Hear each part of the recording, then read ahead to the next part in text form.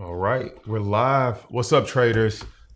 Is it time to go long, or is going long going to be wrong? I don't know, but that's what we're going to dive into and break down today. I'm stock market coach and option trader Jason Brown, and we're going to kick it off with looking at this heat map. So let me bring up the heat map and let's talk about what we're seeing on the heat map. All right.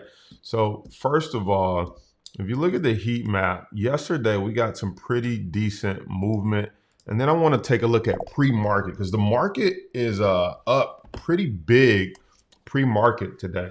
And so yesterday, Microsoft saw a little bit of a rally. Google saw a little bit of a rally. Even Apple saw a little bit of a rally. We got this huge kind of gap up in return. Amazon saw some big movement in that stock up 6%. And then if you turn around and look, now let's take a look at, let's just stick with the big four for now. And then let's take a look at what we're seeing pre-market. So let's just take a look. You know what? Let's go to this view. All right, family. Now, if we look at this pre-market, take a look at Microsoft pre-market here. Microsoft, we are up from, 237 to 243. So we're up about $5. But here's what's interesting. We already know that Microsoft has earnings coming up on the 25th, so about 7 days out. But here's what I think is more interesting. So this news story came out today. Microsoft to cut nearly 1,000 jobs. So we got Microsoft gonna cut 1,000 jobs. What just happened here? All right, we're back. So they're gonna cut 1,000 jobs. And that's what they said. Wait, this one right here. So Microsoft is going to lay off 1,000 workers across multiple divisions. So this is a report from Business Insider that came out today. So they got about 221,000 employees. So slashing 1,000 isn't the end of the world. But my thought process behind this is we know that as inflation goes up and interest rates and stuff are still kind of hovering, or I should say interest rates are going up and inflation is still hovering, we know that one of the last hammers to drop, or kind of two hammers that can drop, is that number one, companies start to lay off or let go of their employees. So the question is that starting to happen right now? Companies are starting to let go of their employees. And then number two, we have earnings coming up. And so that's why I wanted to bring that up. We have earnings coming up on the 25th. Now, so far, no company has missed earnings by a big shot. They either barely missed it or didn't, they missed on one end but made it up on the other end, or missed on profit but beat on revenue, or one of the case. So the question is really going to be, is this the last shoe to drop? What do you guys think? The thousand person layoff, is that the last shoe to drop? And then from that, the final shoe is what's going to happen on earnings. Are we going to get a earnings miss?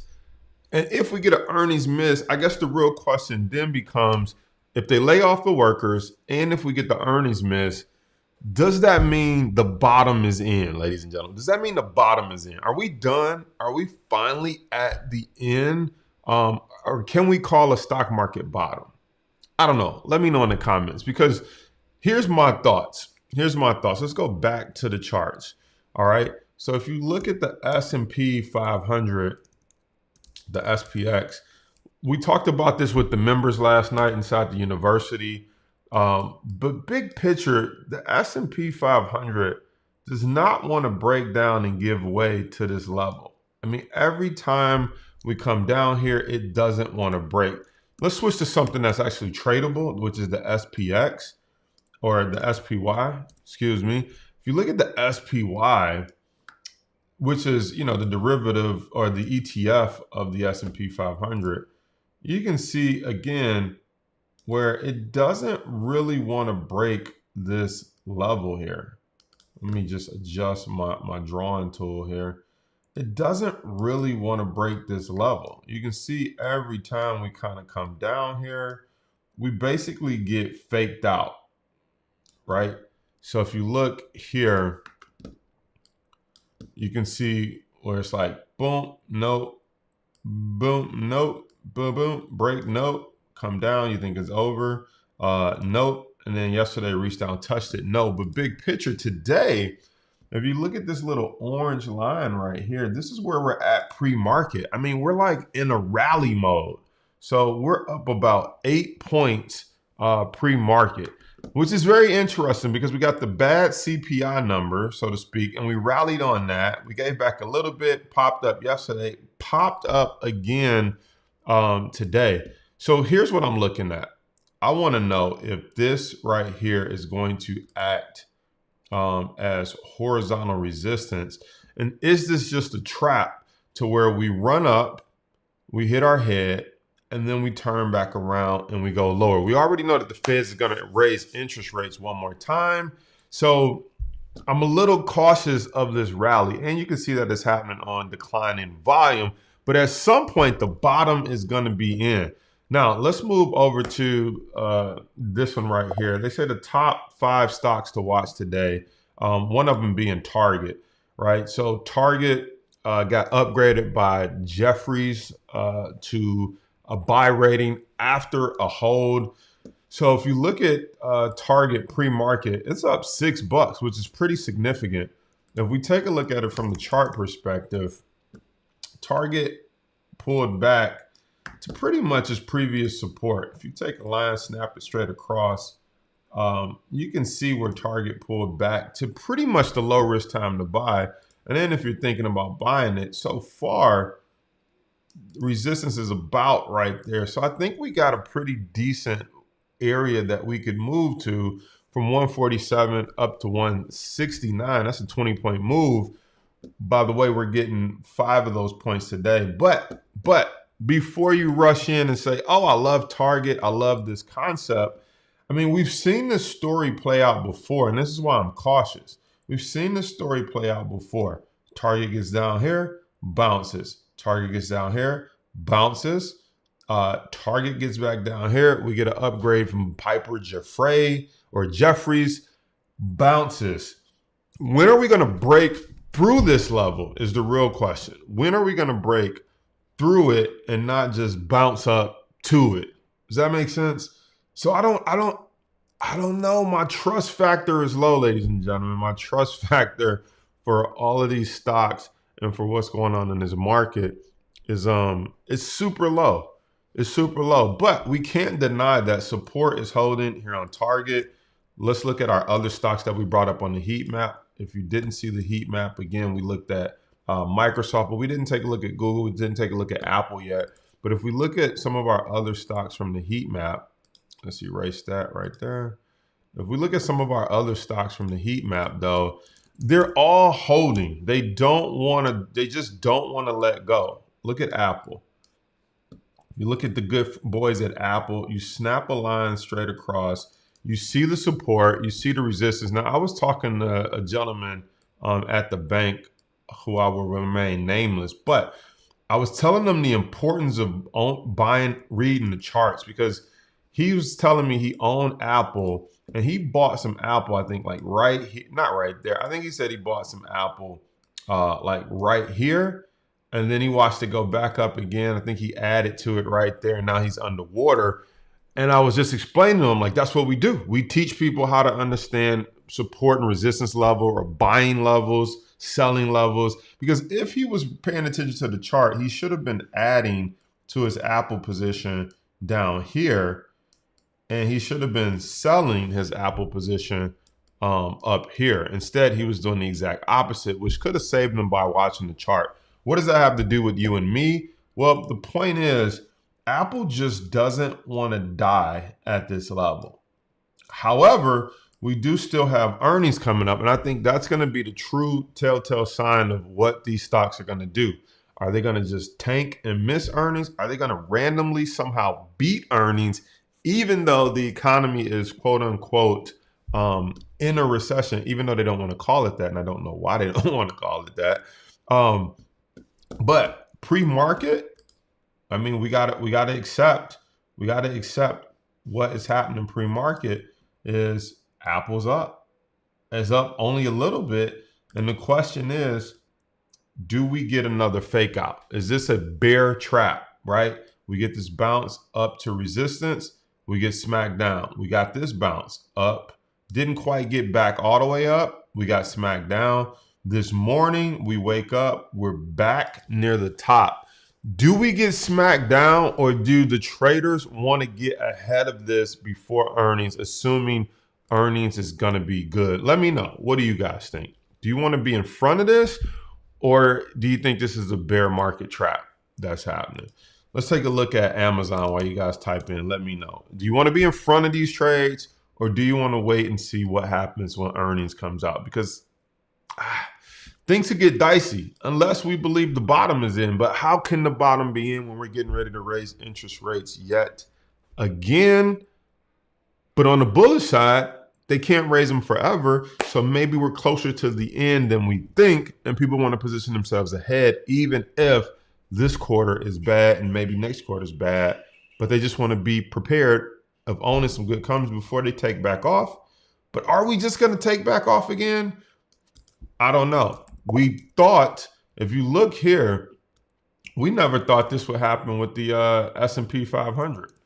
Remember, trying to call a bottom is like, it's hard to do, because if you look back here, if you tried to call a bottom and you're like, well, is the market just going to shoot straight back up after that? It's like, yeah, pretty much.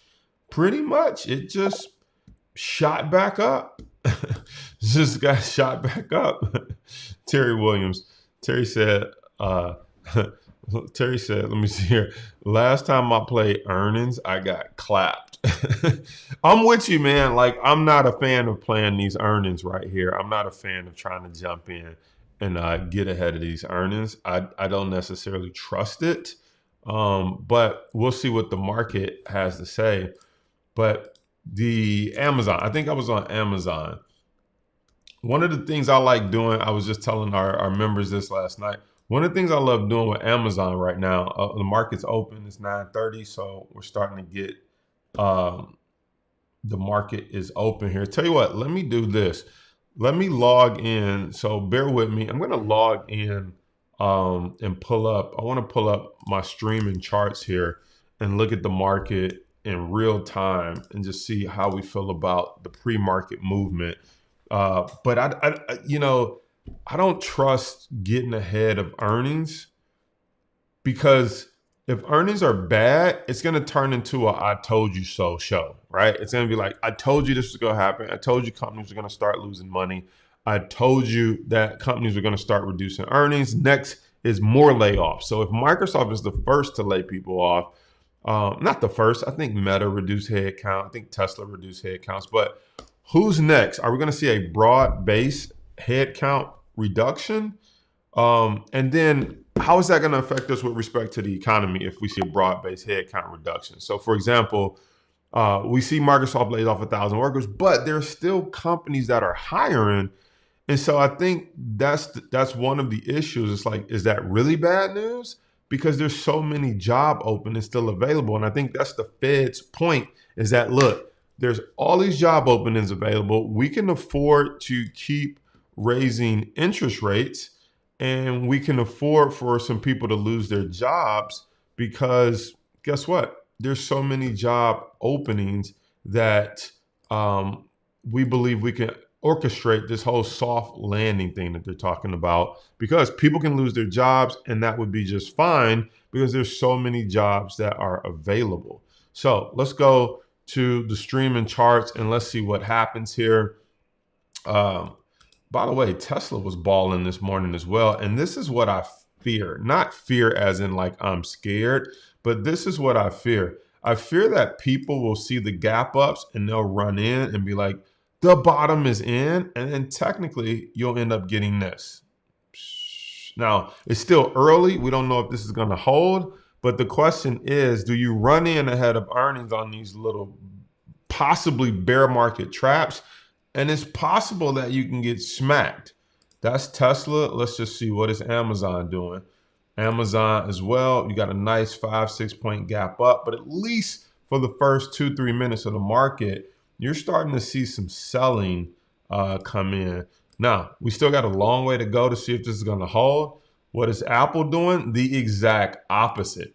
Apple, we get a gap up and it's starting to run, which is very interesting to me. That's actually very interesting. I mean, are the new iPhones selling that well? I don't know. Or is it going to run out of steam? Is this the beginning of it running out of steam? I'm not a hater. I'm just a cautionator. All right. I'm just cautious in this market where we gotten pretty much back-to-back rallies on no news. And we know that interest rates are still going to be raised. Google, we got the gap up, but it's starting to sell off, right? Or it already sold off, gave a little bit of it back. And then we're starting to see what's going to happen here.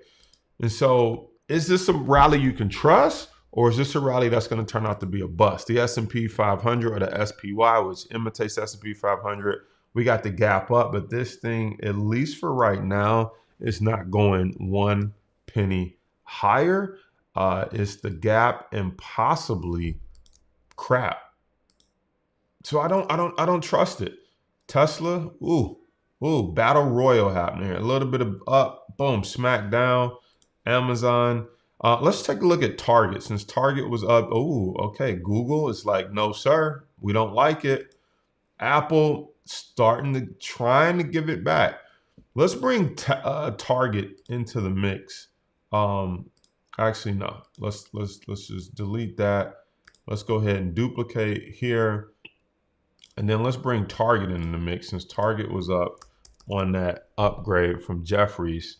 And so you can see Target right here, open, ran up. It's still moving. It's still moving, which is pretty good. It's up 8 points. I thought we were going to see it kind of give back, and we might. It's only 6 minutes into the trading day. Well, it's actually 4 minutes in, but we're on 3-minute candlesticks. But I want to watch this because you see a wick right here, and you're starting to see a wick or a little bit of a wick right there. I want to see if this continue to push. And then, if Target's up, what is our good friends at Walmart doing? So let's look at Walmart. Nope. Let's go here. Let's go Walmart. So Walmart just still sitting at resistance. So they didn't get much of a lift off of Target, but they did get a lift. They got a lift right back up to resistance. And so let's just run through it again. This is what I'm cautious about right here, right now. The SPY or the S&P 500, we got a pop, but we popped right back up to resistance, ladies and gentlemen. We popped right back up to resistance. And so I don't know that I trust it because when we get back up here, so far, we've gotten smacked down. And then if we look at the intraday, Target's still running. But what is Google doing? Google reverse smack. Let's look at Apple. Apple may have hit its peak for the day. I wonder if this is all we're going to see. You got the good boys at Amazon. Double R. Let's go to the comments here in a second. Amazon pulling back. Tesla definitely giving back its pre-morning pop. And then you got the SPY just kind of having trouble going higher, but it's also not picking up momentum to the bottom, but it's definitely having trouble continuing the rally to the upside. Let's bring it to the comments here. Double RW says, gotta be a fake out. I think it's more down to go. I do too. We also know that the Fed is going to raise interest rates 2 more times, but the market is forward thinking. So is the market saying we already know that that's baked in? But what the market can't bake in is the potential ramifications of continuing to raise interest rates. You got a company like Microsoft, as we just discussed, starting to lay off 1,000 people. Is Microsoft the first, not the last? And there's going to be more layoffs to come. And then there's the job openings, though. So can we withstand the layoffs? Because people can go find jobs, but maybe not at the pay and the rate that they used to get paid. So maybe they make less money, which means they have less money to spend. But all in all, it helps curtail inflation. I don't know. Kevin says, wait and see. However, October is usually a good month, positive gains. So Kevin, October is pretty much over though. We're more than halfway through October. So we're going to November, December. The question becomes, do I think we're going to get a Christmas rally? I don't believe we're going to get the Santa Claus rally because gas is still high, food cost is high. If you rack up money on your credit cards, you're going to pay dearly for it this year trying to rack up money for Christmas shopping and spending because you're going to pay A, more for the product, B, more in interest rates, which I believe sets us up for a crash then going into 2023 because you're paying higher costs for products, higher costs for stuff you absolutely have to have, which is food and gas to get to work. By the way, if you rack up the credit card and you're one of those 1,000 from Microsoft that get laid off, you're going to have some problems paying the mortgage, paying for those goods. But then there's some light at the end of the tunnel because you can go get a job because there's so many job openings. So we might not have a crash as in like the '08 market crash. Like everything is going to, crap and everybody's losing their job and losing their homes. I don't think it's going to be that version or that type, but I definitely think there's going to be some tightening. There's already some tightening. I think we're going to tighten a little bit more, and the consumer's wallet can't keep continuing to spending, especially if you bought a boat, a RV, or some ridiculous stuff that you might not have needed during COVID, but you went YOLO and was like, you only live once. And now you're like, living once with high gas prices, high food costs, and possibly a layoff. Maybe I should rethink this you only live once thing. Or maybe it was good for 1 year, the COVID year, but now it's time to get back to a potential reality. Patrick, morning, coach. I feel you're saying the market rally may be an illusion. I am definitely saying, let's go back to the charts. I am definitely saying I'm a cautioneer, like Double RW said. I'm just saying, be cautious. Be cautious because look, we have earnings coming up. Take a look at Tesla. They're going to be the first ones really to report. So Tesla's going to be giving us earnings October 19th. That's literally tomorrow. We're going to hear from Tesla. If Tesla, we already know that they missed Q3 deliveries. So now we just get to hear insights from Elon Musk and what he sees about the economy and where we go from there. But if earnings doesn't deliver or he explains that things may be worse than they expect, we could see Tesla whoosh, give back this little rally and then go even more negative. Same thing. We got Amazon. This is the big one I'm looking for because October 27th, they report earnings and we get to see, is the biggest online shopping platform starting to feel the slowdown? Because if the biggest is starting to feel it, then the smaller ones are starting to feel it. And you can kind of see here where we gapped up today on Amazon to this resistance level and we're starting to fade a little bit. We're not holding. Apple, same thing. How many of you need a $1,000 phone? How many of you need a new $4,000 computer? And a ton of people probably bought computers and phones, different things during the pandemic. So how likely are you to just wait and delay buying this time around? But I don't know. We don't know, but we're going to find out and get some insight on the 27th. So you got Amazon and you got Apple reporting on the 27th. So we're just about a week or so out before we're going to start to get a better sense of where we think this market is going to go. We're going to actually hear from these companies. Did we see a slowdown in Q3? And that's going to tell us a big story. Back to the live streaming charts. Look at this. We talked about this.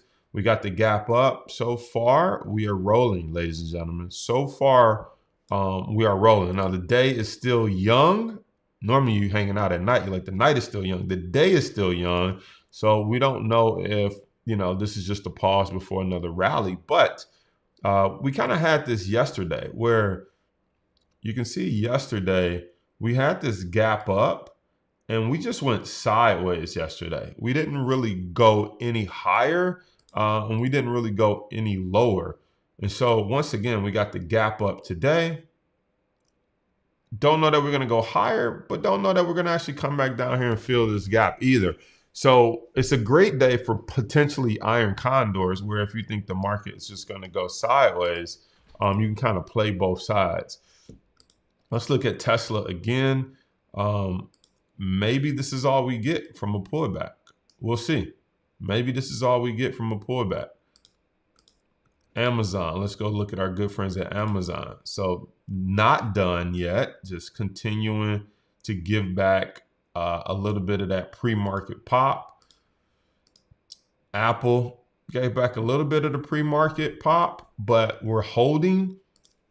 And then we got our good friends Google gave back a decent chunk of the pre-market pop, holding. Let's see what our good friends at Target doing. So Target, we were cheering them on because they gapped up and ran, but it looks like we got met with equal selling. And it makes sense, because does this mean we're out of the woods because Jeffrey just came on and said, we like Target right here? It's like, so what, Jeffrey? Let's hear from Amazon what they got to say about e-commerce and the consumer before we just come in and say we like the Targets of the world. So let me know in the comments, ladies and gentlemen, what do you think? Is this a bear market trap?